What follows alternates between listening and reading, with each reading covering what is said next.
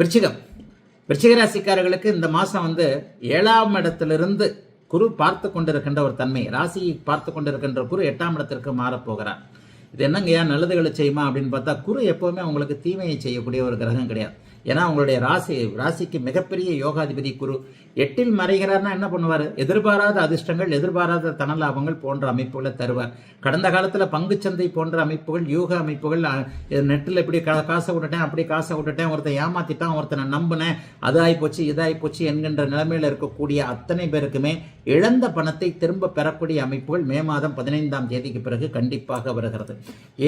ஏற்கனவே இந்த மாதம் முழுவதும் 5ஆம் இடத்துல வலுவான ஒரு நிலைமையில சுக்கிரன் உச்சமாக இருக்கிறார். ஆக 2 சுபர்களும் ஓரளவுக்கு நல்ல இடத்துல தான் இருக்கிறாங்க. அதே நேரம் தான் உங்க ராசிநாதன் ஜூன் மாசம் தான் நீச்சத்திலிருந்து வெளியே போறார்.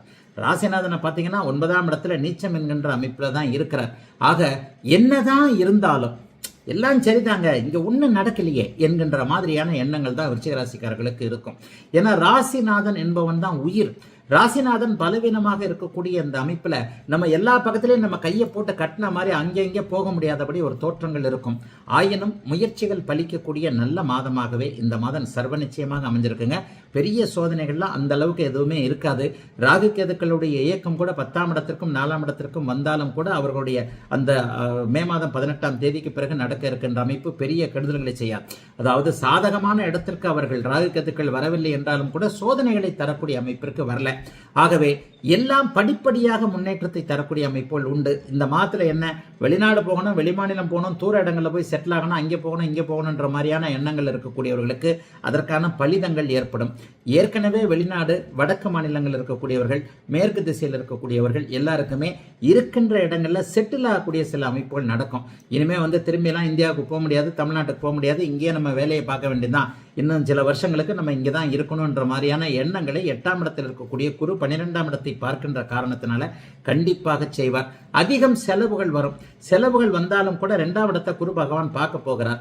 செலவு பண்ணா கடன் வாங்கிலாம் செலவு பண்ணிட்டு இருக்க முடியாது. எவ்வளவு நாள் தான் கடன் வாங்கி செலவு பண்றது? வருமானமும் வரும், ஆனால் அதற்கேற்ற செலவுகளும் இருக்கக்கூடிய தன்மைகள் கண்டிப்பாக உண்டு.